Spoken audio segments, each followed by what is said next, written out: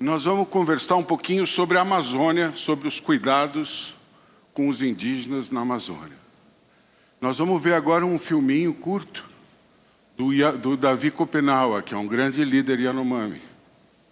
Ele, nessa conversa do Zé, o Zé já trabalhou com a gente, o André também, junto com os expedicionários. Então, uma vez eu fui visitar o Davi, eu falei, eu vim aqui, Davi, que eu quero trazer a expedição aqui, trazer os médicos e tal. E ele falou, ah, que bom, doutor, mas eu fiquei algumas horas só na aldeia dele. A aldeia dele é remota, você tem que ir de avião, é no meio da serra, na fronteira com a Venezuela. E aí eu falei, eu gostaria de trazer e tal. Ele falou, ah, doutor, muito bem, mas eu preciso conhecer o senhor melhor.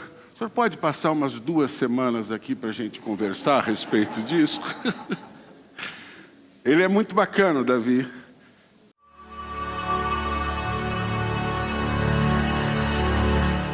Sem a floresta, passa fome, doente, falta de comida. Então, são 2.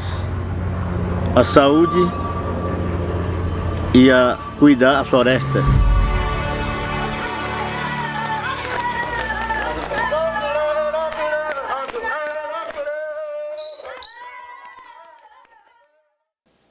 As pessoas que cuidam da floresta, os verdadeiros guardiões da floresta, são os povos indígenas. Eles ocupam 21% da nossa Amazônia. E são os que menos destrói menos do que em parque nacional.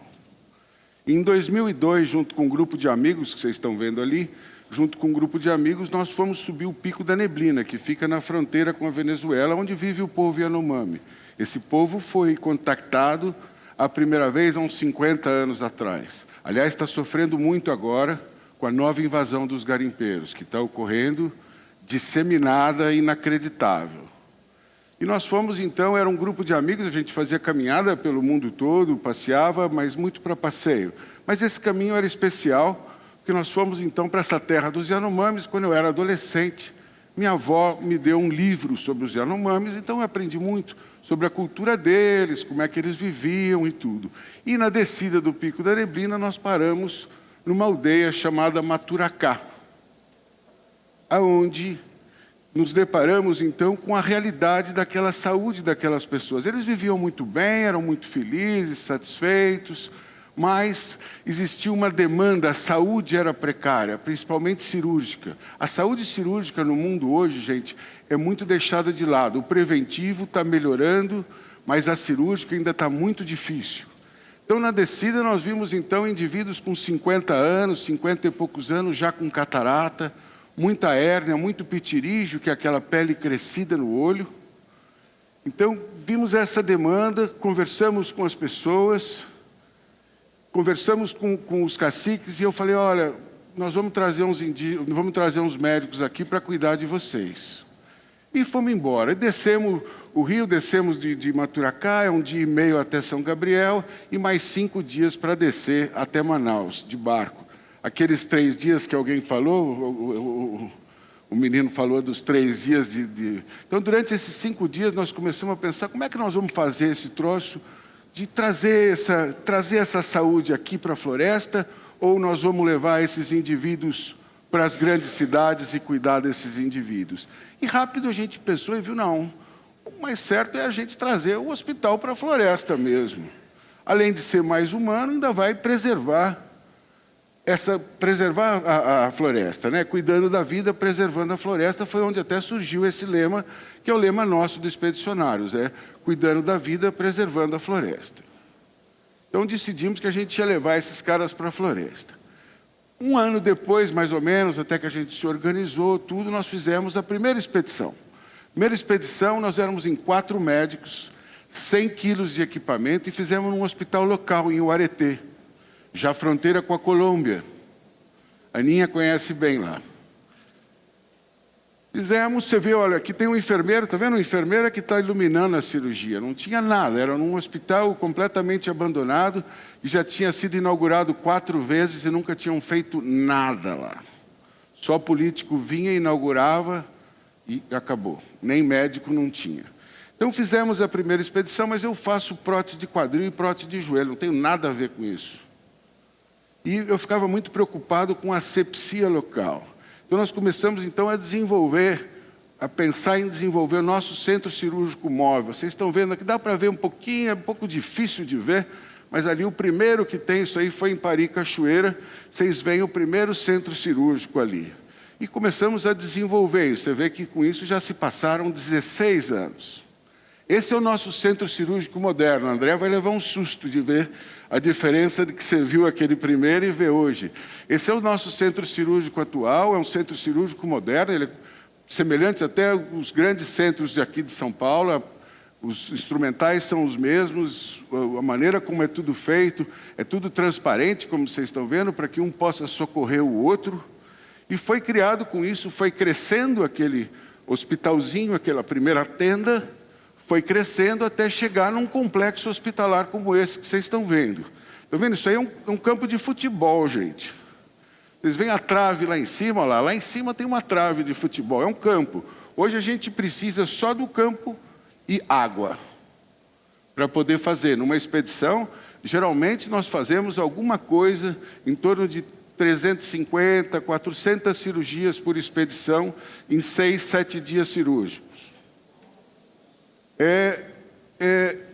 Até hoje nós já fizemos 42 expedições, atendemos acho que mais de 50 mil pessoas, mais de 8 mil cirurgias em diferentes especialidades. Hoje está acontecendo em São Gabriel uma expedição chamada Expedição Cor-de-Rosa, que é das mulheres para as mulheres. Então, são meninas com lesões de colo de útero que iriam progredir para uma malignidade e nós mandamos, então, essas ginecologistas com essas enfermeiras que estão lá para recolher essas 50 mulheres entre 20 e 40 anos que provavelmente desenvolveriam um câncer de colo de útero. 13 anos depois, então, depois de eles me chamarem, que eles sabiam que a gente estava andando ali pela Amazônia, o povo de Maturacá, e eles me chamavam de Nasce-Nasce. Mentiroso, porque eu tinha falado que ia voltar, não voltei nunca. E aí, então, voltamos para Maturacá e fizemos uma expedição que foi bem legal. A imagem eu acho que mostra bem. Ao longo desses anos todos, andando de um lado para o outro pela Amazônia, nós aprendemos muita coisa com a generosidade, a solidariedade e o trabalho coletivo. Acho que o André falou muito sobre isso, todo mundo aqui falou muito sobre isso, sobre solidariedade, sobre trabalho coletivo e sobre generosidade. Eu acho que são conceitos fundamentais no ser humano para que ele fique um pouquinho, para que ele desça da árvore um pouquinho mais, tá? Para que a gente tenha sentimentos realmente humanos e solidários. Durante esses anos, algumas coisas eu aprendi em diferentes locais. Perto da terra do Davi, no Surucucu. Surucucu é um planalto, é alto, montanha. Fronteira com a Venezuela também, onde nós montamos uma expedição. Só tem uma pista de pouso. E várias pequenas aldeias espalhadas por ali. Então nós aprendemos ali, e ali viviam os povos, quanto mais próximo você tiver de alguém, mais inimigo ele pode ser seu. Se ele se afasta, ele não é mais tão inimigo, porque ele está longe, ele já não te atrapalha tanto. Então ali no Surucucu, nós juntamos diferentes povos, chamamos os antropólogos para nos ajudar a cuidar dessas pessoas, e criamos vários barracões e fomos atendendo essas pessoas. Falaram para nós que, como no Surucucu eles faziam muito feitiço, faziam muito envenenamento, que não ia dar certo. Mas sempre tinha dado certo. Eu falei, não, vai dar certo sim, vamos lá. E fiquei preocupado, obviamente. E no primeiro dia correu bem, no segundo dia correu bem. Terceiro dia, começou uma gritaria. Todo mundo saindo do acampamento, dos barracões, com faca, com tacape, com arco e flecha, e todo mundo saiu correndo. Eu falei, ixi, danou-se. O pau vai comer, vai sair briga. E fui vendo, não, era uma coisa mais organizada. O que tinha acontecido na realidade, eles tinham visto um bando de cateto. Cateto é aquele porco selvagem. E eles saíram todos para fazer a caçada desse porco. todos gritando um com o outro, organizado, foram lá, caçaram aquilo tudo, dividiram entre todos e a expedição continuou. Então você vê que o trabalho coletivo é uma coisa sensacional. Eles vinham só pedir para a gente farinha. Eles vinham com um pedaço do porco nas costas pedindo farinha para a gente. A segunda coisa foi no povo Xinani, que também é um povo de recente contato, no Alto Envira, fronteira com o Peru e com a Bolívia. É mais ou menos uns 8 dias de barco, rio acima da região de Rio Branco. Os próprios Campa, que são os índios que não têm motor, demora de 30 a 40 dias para eles chegarem. Eles vão no Varejão.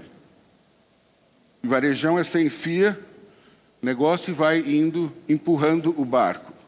No Xinani eles têm uma característica incrível. Estão vendo ali, ó? Quem caça não come.